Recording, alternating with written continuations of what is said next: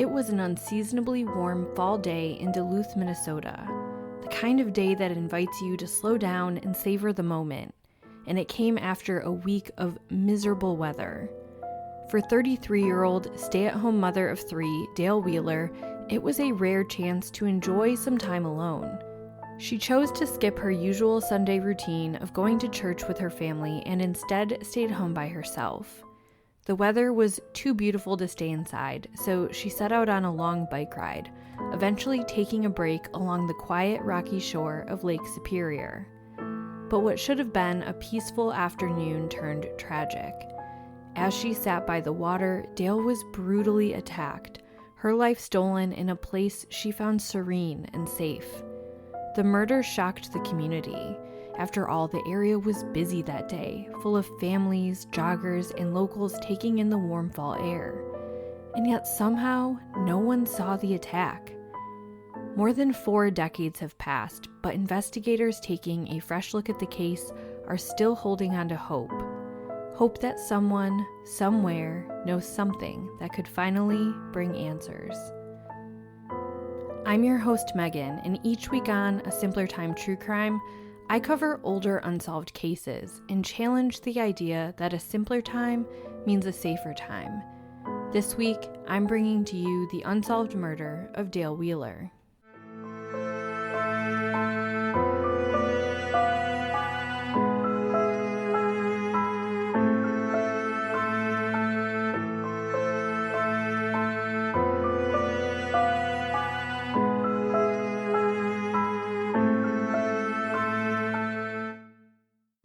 Dale Wheeler was a very active and athletic woman. Staying fit and pursuing her athletic passions was something central to her life, before and after giving birth to her 3 children.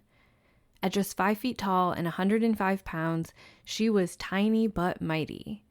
She graduated in 1971 from the University of Michigan with a bachelor's degree in physical education. She was a tennis enthusiast and instructor, and she had been the ladies' single, doubles, and mixed doubles champion in Duluth. She was a morning jogger and loved to ride her bike, frequenting what is called the North Shore area. The week leading up to September 25th, 1983 was filled with crummy, cold, wet weather.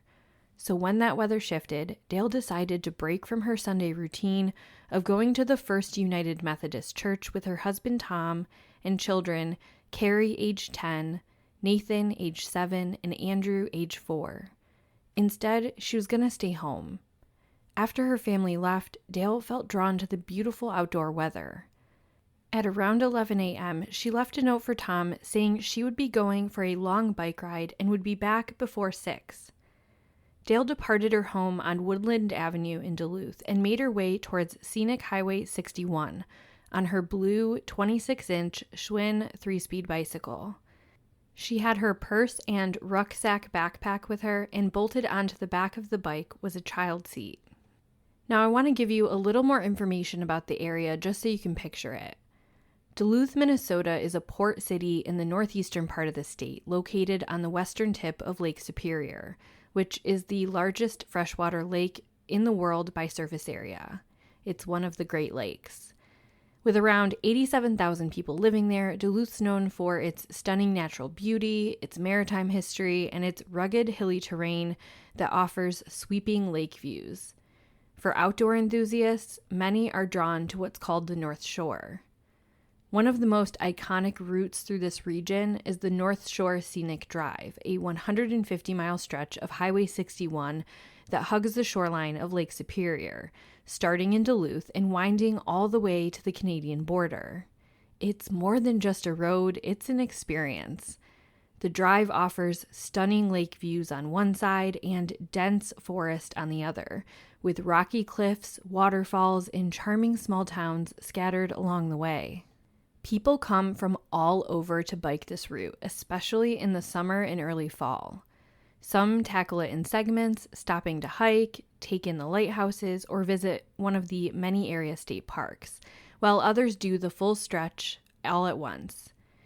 And for those who'd rather explore on foot, there is the Superior Hiking Trail. It's one of Minnesota's most celebrated outdoor gems. It runs roughly parallel to the Scenic Drive and covers about 310 miles from Duluth to the Canadian border. The trail winds through rugged forest, over bluffs, and across countless creeks and rivers, offering dramatic views of Lake Superior with the change of seasons. And much like the bicyclists, the hikers kind of range. Some of them are day trippers doing shorter segments, and then there's through hikers who take on the full trail over a course of several weeks. And so that scenic Highway 61 is what Dale planned to do on her bike. She was going to take that trail about 30 miles to the community of Two Harbors, and then turn around and come back. The area was bustling that day with hikers, joggers, cars, and other bicyclists. For the most part, Dale's safety concerns would be around other distracted drivers, taking in the scenery and not paying attention and seeing her. That's something bicyclists always have to be on guard for. But she never could have imagined that danger lurked in the shores she frequented with so many people around her.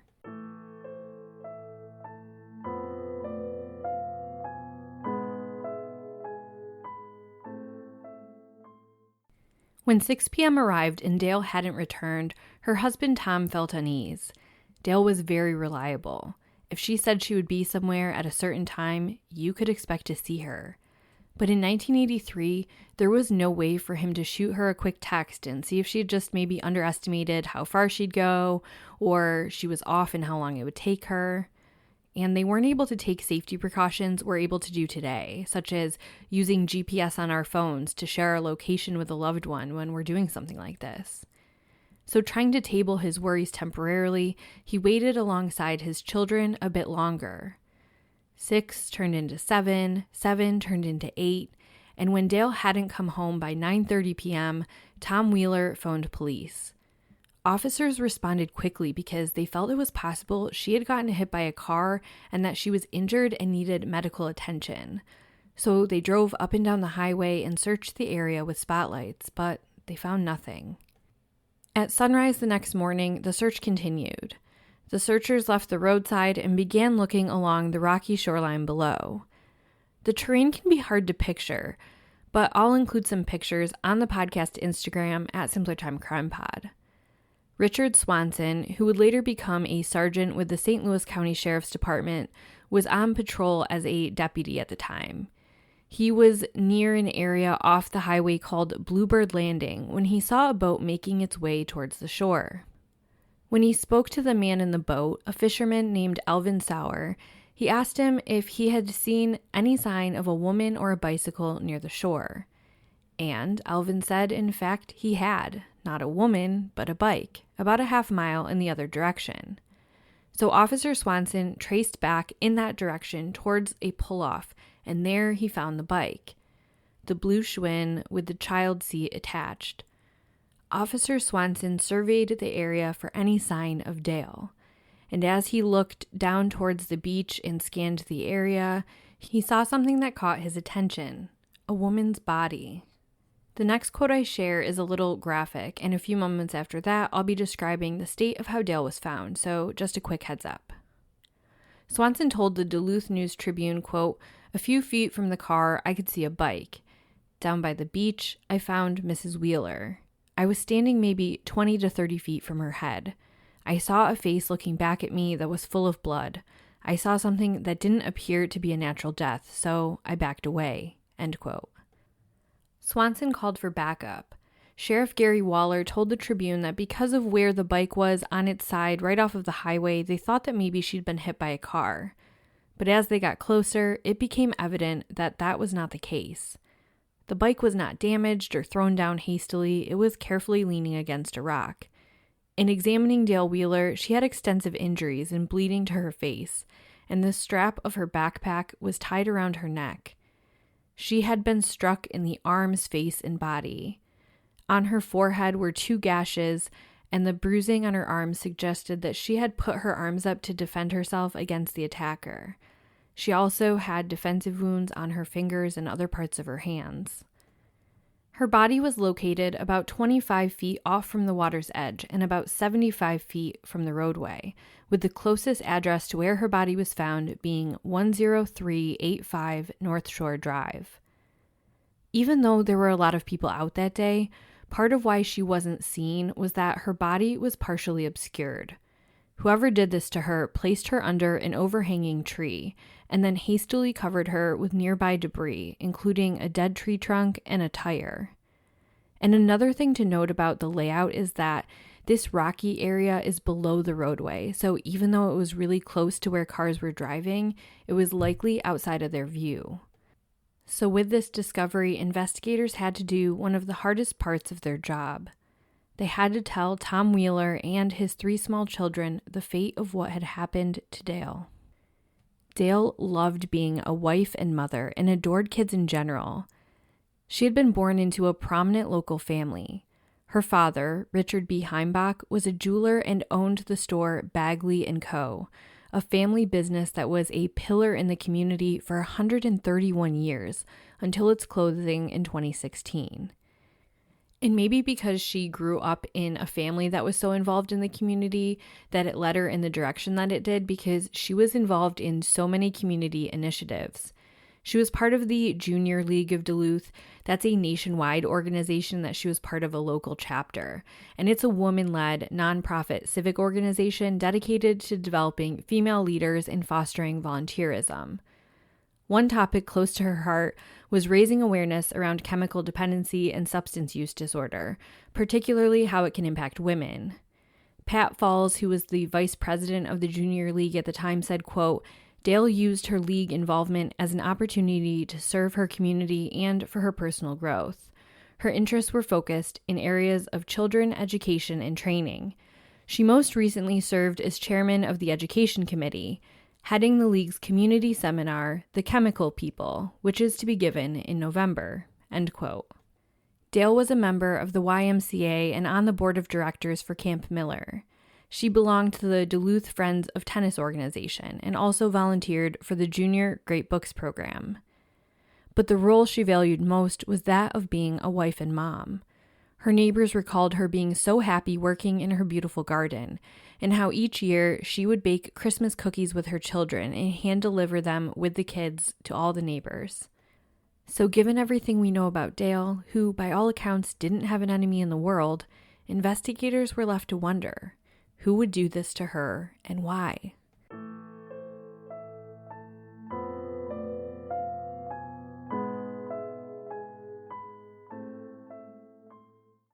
Thanks for tuning into this week's episode. I've noticed a wave of new listeners recently, and that's entirely thanks to all of you for sharing the show, leaving reviews, talking about it online, and recommending it to your friends. It really does make a difference. If you haven't already, please be sure to hit subscribe on your favorite podcast app so you never miss an episode. If you're new here, welcome. This is a weekly podcast where I revisit older, unsolved cases and challenge the idea that the so-called good old days were as safe as we remember. At the heart of it all, I aim to bring attention to stories that still need answers and show you how you can help. New episodes drop every Monday. I also work directly with families to help share their loved ones' stories, particularly cases that are 20 years old and more. So please reach out to simplertimecrimepod@gmail.com. Now, back to the episode.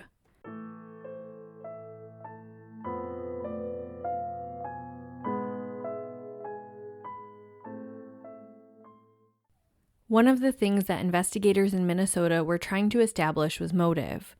Dale's cause of death had been strangulation, though as I previously mentioned, she had also endured a brutal beating as well. Something noteworthy, though, was that Dale was found with all her clothes on, and there were no signs of sexual assault. Her purse was missing, and in processing the crime scene, investigators found her backpack with items strewn about, roughly about 150 to 200 yards from where her body was. Her checkbook, wallet, and other miscellaneous items were amongst those items, and the cash she had been carrying had been removed from the wallet. So naturally, that would lead someone to believe that robbery may have been the motive. But Swanson wasn't convinced. He told the Tribune, quote, "I think it was an attempt to make us believe robbery was a motive." Based on the layout of the scene, police believe that Dale voluntarily pulled off in this location. She set the bike down and went to sit on the rocks, either just to take a rest or enjoy the sun. And that's where the attack unfolded. Police looked for possible witnesses. Something that was just shocking to them was that there could be so many people out exercising and driving and enjoying the day, and nobody witnessed Dale being attacked. But that appears to be the case. Not one person came forward to say that they witnessed the attack on Dale or any part of it unfolding. After the news covered the murder, hundreds of witnesses came forward to talk about female bicyclists they saw that day, and some where a woman had been seen with a male or talking to a male who they thought may have been suspicious, but none of the clothing descriptions matched what Dale was wearing. Swanson said they could not identify anybody who actually spoke to Dale along the route that day or saw Dale speaking to anybody else. There were some people who saw her riding her bike, with the last confirmed sighting being around 1:30 p.m. The autopsy determined her time of death to be approximately 3 p.m. But the ask for witnesses to come forward was not completely fruitless. Authorities told the media that they were hoping to speak to a man who they believed might be a witness to the crime. I'll have a picture of the 1983 composite sketch of this man on the Instagram. He is described as white, around 28 years old, which, by the way, felt really specific to me. I don't know how you land on 28 and what makes someone look 28, but that's the age. Anyway, white, 28, about 5'11" and 165 pounds with black hair and a bushy beard. He was wearing dark work-type clothes and was driving a dark, older model, mid-sized sedan. Police released this composite sketch just 3 days after the murder, and they didn't give a lot of information as to why they first thought this guy was a witness. But when he didn't come forward by day 10, they changed their tune and called him a suspect. They said they had given ample time for the man to come forward, and because he hadn't, they imagined he had something to hide. And I just have to say, in covering old cases on here, I see this strategy used by law enforcement and their interactions with the media a lot. The whole, no, we just want to talk to you. We think you might have seen something. You're just a witness. We don't think you're a suspect. And I feel like you got to pivot from that strategy. These criminals who commit these crimes are monsters, and oftentimes they're not the brightest, but I haven't seen someone fall for that yet, unfortunately. Police said that this man was brought to their attention because he was seen sitting in his car in the area where Dale Wheeler's body was found and her bike were found on the afternoon of her murder, and this person was also seen walking around his vehicle. Around the same time, police told the press they were looking for a pilot of a small aircraft. Witnesses told investigators that this plane had flown up and down the shoreline near where Dale Wheeler's body was found, and that the plane was flying about 20 feet above the water. Deputies hoped that this pilot was maybe a witness, and this one I truly think they thought was a witness because no one saw him land the plane, but they thought maybe from his view he saw something that people from land couldn't see. But at least from what has been released publicly, it doesn't seem like they made any contact with whoever that was. The murders sent shockwaves through the local community. Ginny Byers' family owned the Shore Crest Supper Club and Motel, less than a block from where Dale was found. She said they typically let their 14-year-old daughter go to the beach alone, but now they're reconsidering that, and that their younger children had heard word of the attack and they were scared to go to sleep that night, knowing a killer might be nearby.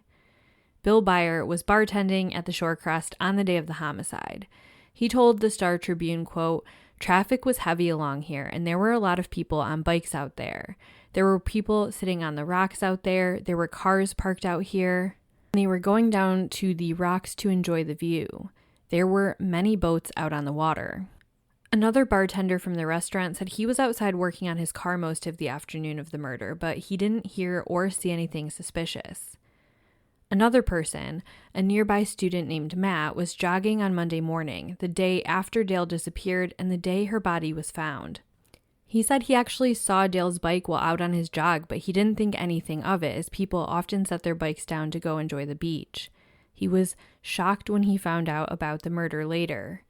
He lived nearby and told the paper, quote, "We locked all the doors last night. We don't know if the person who did this is still around here. It was just so strange. It seems like some imbalanced person would have done it. It doesn't seem like they have much to go on." End quote. And what about those people who lived in the address of the house I mentioned that the killing was closest to? Well, Jay, the homeowner, said he came home on that Monday to reporters standing in his driveway. He said when his wife Darlene arrived home, they talked about how they had walked to the beach on Sunday night and must have just been feet away from Dale's body.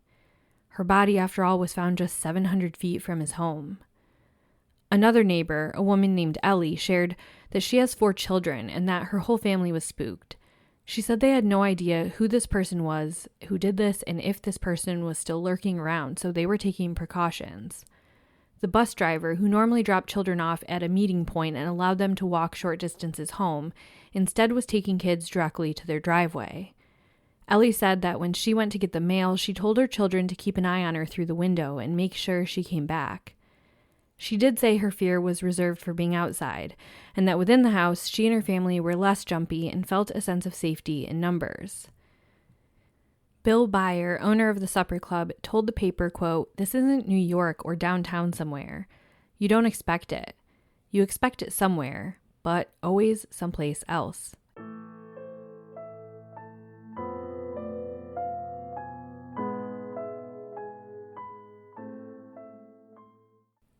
Dale Wheeler was laid to rest and the investigation continued. But despite the early chatter, within a month of the homicide occurring, leads fizzled out. In early October, her family and friends put up a $2,500 reward, and by the end of the month, the reward increased to $5,000. But still, crickets. Police briefly looked into the possibility that her murder was connected to some occurring in the town of Superior, a 10-minute drive from Duluth, just over the border into Wisconsin. One of those was an elderly store clerk who had been beaten in an attempted robbery. Another was a mother and her toddler baby who died in a house fire that had been determined to be deliberately set.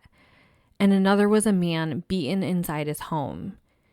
It was a stretch, and none of these really had any overlapping similarities to Dale's case. It's just that it was a string of violent crime in a relatively close proximity area, all within just days of Dale's death, but they quickly really dismissed all of that. Like so many cold cases, the days turned into weeks and weeks into months. And without resolution to her case, her family and community tried as hard as possible to keep her name alive and remember her light and her kindness, not what happened to her on her final day on Earth. A Dale Wheeler Memorial Scholarship was set up for high school girls graduating who had an interest in tennis. And the very first Dale Wheeler Memorial Tennis Tournament was held just before the first anniversary of her death, with 80 participants. Linda Roach, who was one of the organizers, said, "It's a celebration of the family. It's a happy event. We wanted to perpetuate a feeling Dale had. Her family was always very important." Her husband, Tom Wheeler, spoke and said, "Dale thought education, wellness, and fitness were important, and this tournament ties all of those things together. The biggest thing to her, first and foremost, was the family, and the family concept of tennis is what makes it such a great sport." In December of 1984, 14 months after Dale Wheeler's murder, a person was out looking for a Christmas tree just off of a rural North Shore road when they stumbled upon something odd: a very weathered, discarded purse. And in it was a driver's license belonging to Dale Wheeler. It was her missing purse. The purse was found a few hundred feet north of the highway and 3 miles down the road from where her body had been found. The purse was covered in moss and mud and contained a few other items, though nothing that really pointed in any direction to her killer. It does make you wonder, why discard the purse so far away from where the body was found, especially when, near the original crime scene, there were articles strewn about that would have been in her purse, including anything money-related, like her wallet and checkbook. So why take the purse, which holds no real valuables, away from the crime scene and discard it somewhere else? It's just odd. In May of 1985, former First Lady Betty Ford came to Duluth with close ties to Dale Wheeler. You'll remember that at the time of her death, Dale was leveraging her position volunteering with the Junior League of Duluth to form a task force on chemical dependency and host an event that was supposed to happen just a couple of months after her murder. With the death of Dale Wheeler, that event was unable to be organized and proceed, and so her vision was temporarily tabled. But then the plan pulled together in a way that would have made Dale Wheeler so happy. You see, Betty Ford was a recovered alcoholic, a member of the Nationwide Junior League, and a guest lecturer. So, in Dale Wheeler's honor, she came to Duluth to discuss chemical dependency and specific barriers women face in battling alcoholism, particularly social stigmas. She also discussed how she had been a large proponent of raising the national drinking age to 21, which had happened the year prior in 1984. The First Lady's visit was a powerful and beautiful reminder of Dale Wheeler's vision and advocacy. Shortly thereafter, also in May of '85, a peculiar thing happened. An anonymous photocopied letter was sent to several area newspapers, news outlets, and police stations. Attached to each letter was a $50 bill. The letter, which was postmarked from Duluth, read, quote, "When angels such as her are separated from us, attention must be paid. The dead do not rest easy until justice is pursued and the killer captured or destroyed." End quote. It further read, quote, "The money is for the reward. If there is already a reward offered, add this to it." The letter writer indicated that they had mailed it all over, and that appeared to be true. Many people didn't know what to make of it. According to the Duluth News-Tribune, law enforcement agencies in Duluth, Superior, and up in Thunder Bay, Ontario, Canada had received the letter, with one or two just missing the $50 bills. Other organizations that received the letters were the Duluth Police Department, Minnesota State Patrol, and then the St. Louis County Court Administrator, Superior Evening Telegram, Thunder Bay Chronicle Journal, Thunder Bay Police Department, the Wall Street Journal, and St. Paul Pioneer Press and Dispatch. Interestingly enough, the St. Louis County Sheriff's Office, who was in charge of investigating her death, did not receive a letter. Some people wondered if this was the killer taunting police in some way.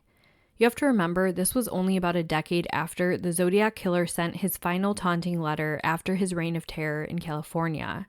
And so this type of action by a perpetrator was fresh in the minds of those who followed that notorious case.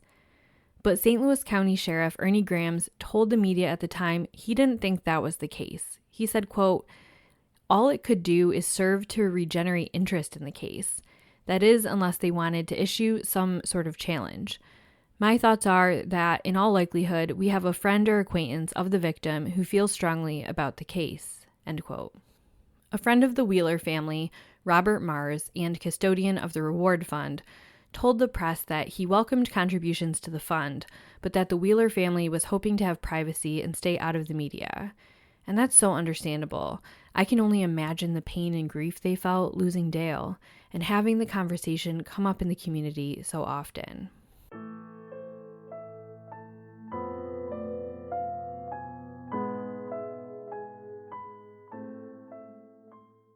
No new leads came out for years. Just shy of the 8-year mark of Dale's murder, in June of 1991, the St. Louis County Sheriff's Office stated they were looking at a former Duluth man who they suspected to be a serial killer as a possible suspect in Dale Wheeler's case.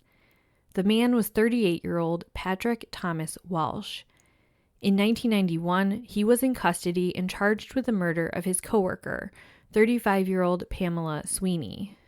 He had broken into her house, sexually assaulted, and murdered her. In fact, he had stolen keys from her desk and used them to enter the house on the night of her murder. He pistol whipped her to overpower her and then later shot and stabbed her. And like many of the criminals I talk about on this podcast, he had a long rap sheet where he was continually permitted to come back out to society and repeat his actions. When he was 14 years old, he was in juvenile court for stabbing a 12-year-old girl. She survived, and because he was so young, he was very lightly sentenced to a juvenile facility. Then in 1971, he broke into a woman's apartment in Duluth and stabbed her repeatedly. She barely survived, and he was arrested and charged with second-degree attempted murder, but was acquitted by reason of insanity and sentenced to a mental health facility for, quote, homicidal tendencies for several years. In 1980, he resided with a roommate, a U.S. Army Reserve officer named Cindy Mae Brown. She disappeared, and he told people that she had gotten into a brown van with 3 other individuals and moved away to California, leaving her own car behind. She actually wasn't reported missing officially until months later, and she's still never been found. He is considered a strong suspect in her disappearance given what it is that we know about him now, but at the time, authorities believed that she had just packed up and moved away. In 1984, a woman named Cindy Gertis was sexually assaulted and brutally stabbed to death with a kitchen knife in her apartment. Her case, thought to be one of the most brutal cases in Minneapolis area history, still remains unsolved to this day, but Walsh is considered a strong suspect in her case due to the fact that his wife at the time used to be roommates with Cindy, and he was well acquainted with her. By the time Pamela Sweeney's murder occurred, his behavior had really ramped up. Sweeney was living in constant fear of Walsh, whom was harassing her and stalking her at the workplace. She was looking for a new job and trying to find a way out. Pictures of female employees at the facility tacked to a wall had begun disappearing. Pamela Sweeney had told her boss that her keys went missing from her desk, and she had confided in everyone from her pastor to her mother that a man named Pat at work was making her nervous. 2 days after her murder, her keys were found in his truck. Walsh was found guilty in her murder and sentenced to life in prison, and he remains behind bars in Minnesota to this day. So investigators wondered, because he was in the area at the time, was it possible that he stumbled into Dale Wheeler that day as she was relaxing on the rocks? Like his other victims, she was petite and young and attractive. But that kind of is the end of it. There are many differences. Wheeler's murder seems to be a crime of opportunity, whereas Walsh's other killings were very calculated. Almost all of Walsh's crimes involved a knife as well, whereas Dale Wheeler was strangled. So while Walsh is not ruled out in Dale Wheeler's case, overall he's not considered a very strong suspect.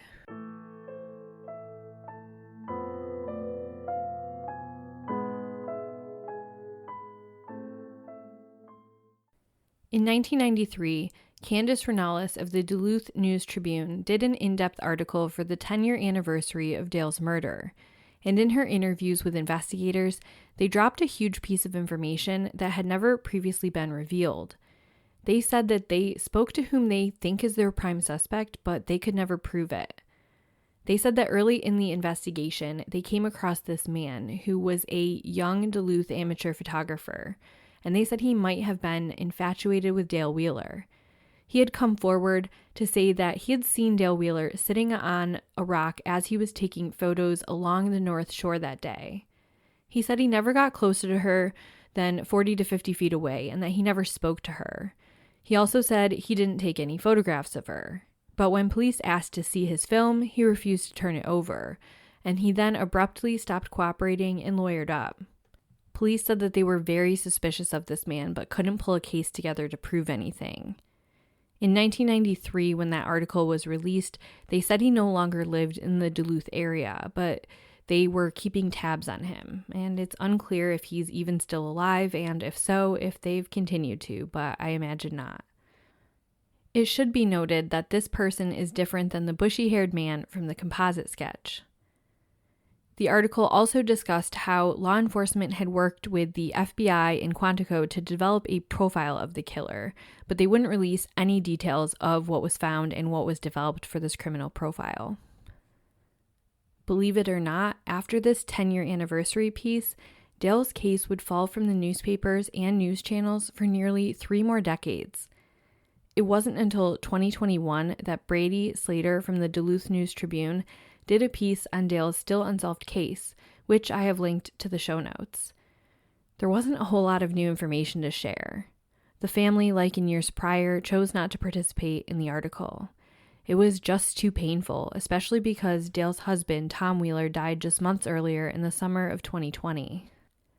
But Slater was able to speak to the new investigator on the case, Jessica Labor, of the St. Louis County Sheriff's Office. She wouldn't say much because it's still an open investigation, but said that she worked on the case as time allowed and shared that the case was far from over.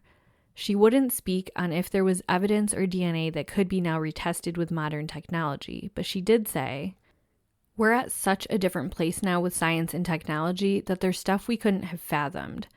I hope to see that grow so there can be a resolution in the case. And that is the most recent update on the case. The murder of Dale Wheeler remains one of those deeply unsettling crimes that feels almost too senseless to comprehend. With no clear motive, no known enemies, and no definitive suspect, it's a case that leaves behind far more questions than answers. Was it truly random, a crime of opportunity carried out by a stranger? Or is there something more beneath the surface that investigators just haven't uncovered yet? More than 4 decades later, those who knew and loved Dale are still waiting for clarity, for accountability, and for someone to finally come forward with the truth. If you have any information, maybe about the man with the bushy beard, something you saw that day but you were afraid to mention at the time, something someone mentioned to you in the years following that you didn't know what to do with, maybe you know who this amateur photographer is and you've had your own experience with him. Any information at all may be just what is needed to push the case forward. If you have any information on the unsolved murder of Dale Wheeler, please contact the tip line at 877-996-6222. This has been another episode of A Simpler Time True Crime. If you appreciate the work I'm doing, please leave a 5-star review and follow my Instagram. I'm also on Facebook and TikTok, and you can email me at simplertimecrimepod@gmail.com.